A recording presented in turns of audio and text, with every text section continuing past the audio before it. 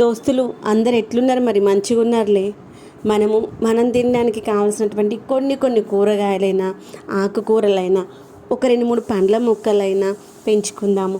మనకు ఒకవేళ పెంచుకోవడానికి జాగా లేకపోతే బయట బాల్కనీలో కానీ ఎక్కడైనా కొంచెం ప్లేస్ ఉంటే ఆ కొంచెం ప్లేస్లో కూడా మనము మొక్కలను అయితే ఈజీగా పెంచుకోవచ్చు. దానికోసం అయితే మనము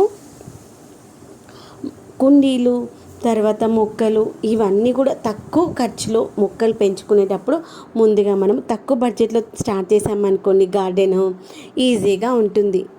అయితే మనము ముందుగా ఒక చిన్న మొక్క నుండి ఒక 2 మొక్కలని స్టార్ట్ చేసినటువంటి ఇష్టమైనటువంటి ఒక 100 మొక్కల వరకు మనమైతే పెంచగలుగుతాము.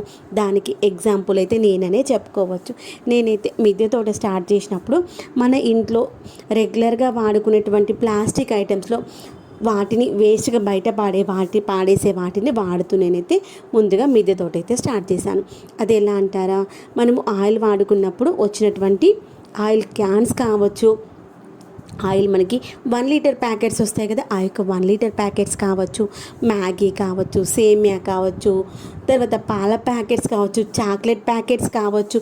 చాక్లెట్ ప్యాకెట్స్ అంటే చిన్నవి కాదు, మనకి కిట్ క్యాట్ కానీ డైరీ మిల్క్ కానీ పెద్ద ప్యాకెట్స్ వస్తాయి కదా, 10 ప్యాక్స్ 20 ప్యాక్స్ అలాంటి ప్యాకెట్స్ కావచ్చు. తర్వాత ఆయిలు, తర్వాత సర్ఫ్ ప్యాకెట్స్, గోధుమ పిండి ప్యాకెట్స్, సేమియా ప్యాకెట్స్, ఏవైనా సరే ప్యాకెట్స్ అనేటువంటివి ఇప్పుడు 1 KG 2 KG 3 KG 5 KG 10 KG 15 KG packets వస్తాయి కదా.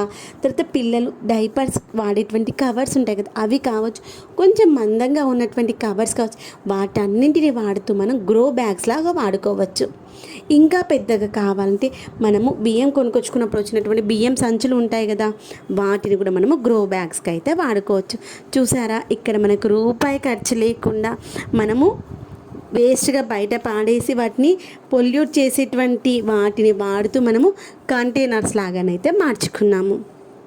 తర్వాత ఇప్పుడు ఆయిల్ క్యాన్స్ తీసుకున్నాం. ఇక్కడ చూడండి 5 లీటర్ ఆయిల్ క్యాన్స్.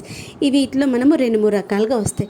కొన్నేమో ఇలా కలర్తో వచ్చేటివి ఉంటాయి, కొన్నేమో ట్రాన్స్పరెంట్గా వచ్చి ప్లాస్టిక్ మనకి ఎక్కువ రోజులు మన్నిక ఉండేటివి వస్తాయి.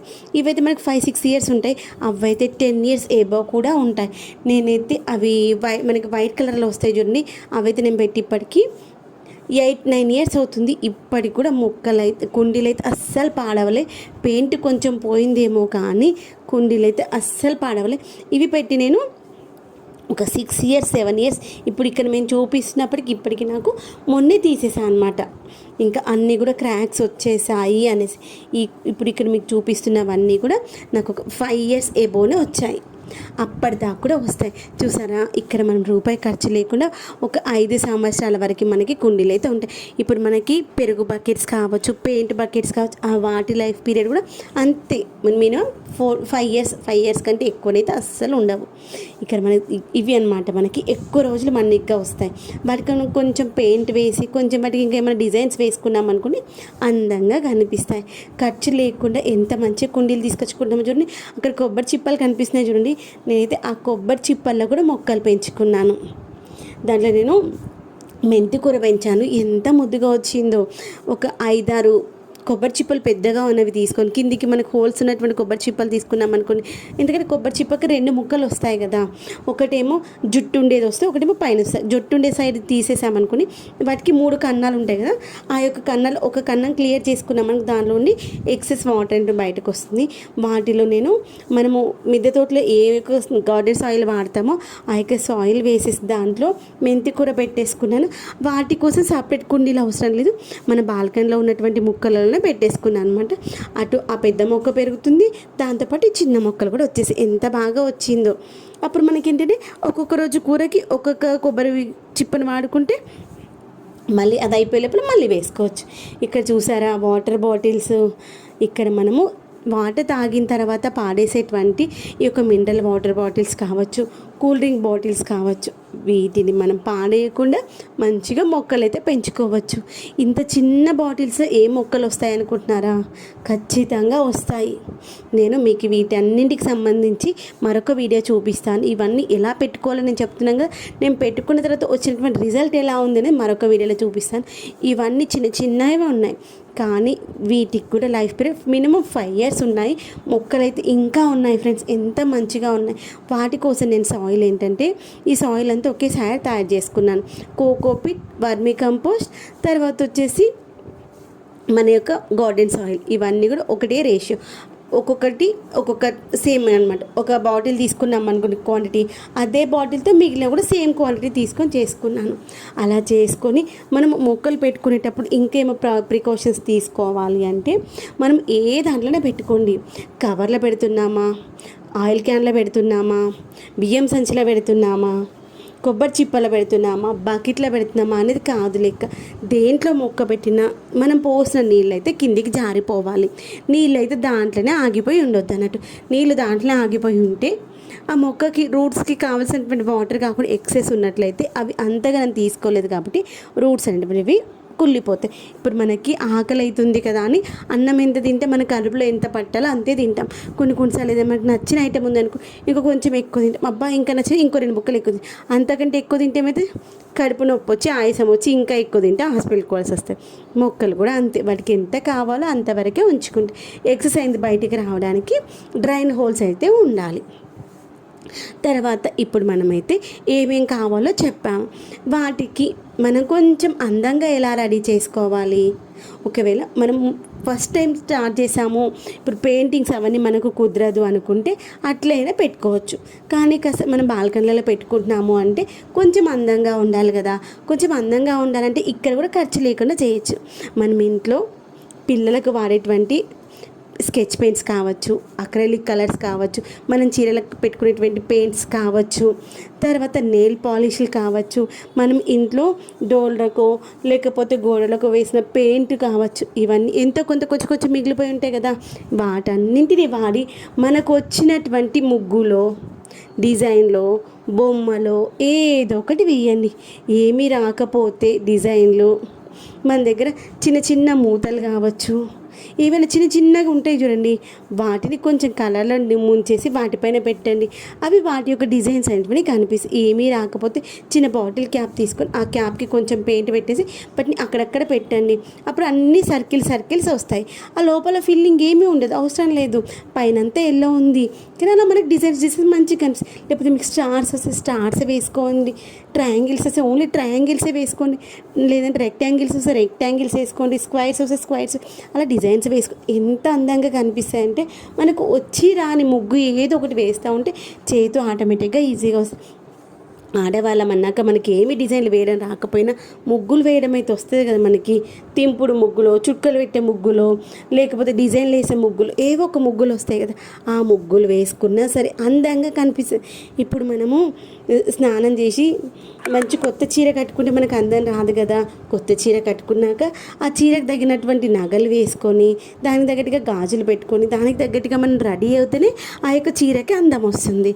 ఇప్పుడు ఇక్కడ కూడా అంతే, మనము కుండీలో మనం మొక్కను పెట్టడమే కదా, దాన్ని కొంచెం అందంగా రెడీ చేసామనుకోండి కుండీని, అప్పుడు మొక్కతో పాటు చెట్టుతో పాటు కుండీకి కూడా అందం వస్తుంది. అప్పుడు అక్కడ ఆ యొక్క వాతావరణం మొత్తం మారిపోతుంది, చాలా బాగా కనిపిస్తుంది. ఏమంటారు, అవునా కాదా? చాలా బాగుంటుంది. ఇవన్నీ పెయింట్స్ వేసిన తర్వాత మనము స్కెచ్ పెన్నులతో కూడా వేసుకోవచ్చు, మంచిగా వస్తాయి. తర్వాత ఇప్పుడు మనకి మొక్కలు కావాలి. ఆ యొక్క మొక్కల కోసము మనం ఫస్ట్ ఖర్చు పెట్టకుండా మనం తెలిసిన వాళ్ళ దగ్గర, లేదంటే ఎక్కడైనా మొక్కలు మనకు ఫ్రీగా ఇస్తారని తెలిస్తే అక్కడికి వెళ్ళో, లేదు అంటే కొన్ని మొక్కలు ఉంటాయి కొమ్మల ద్వారా కూడా ప్రొపగేట్ చేసుకోవచ్చు.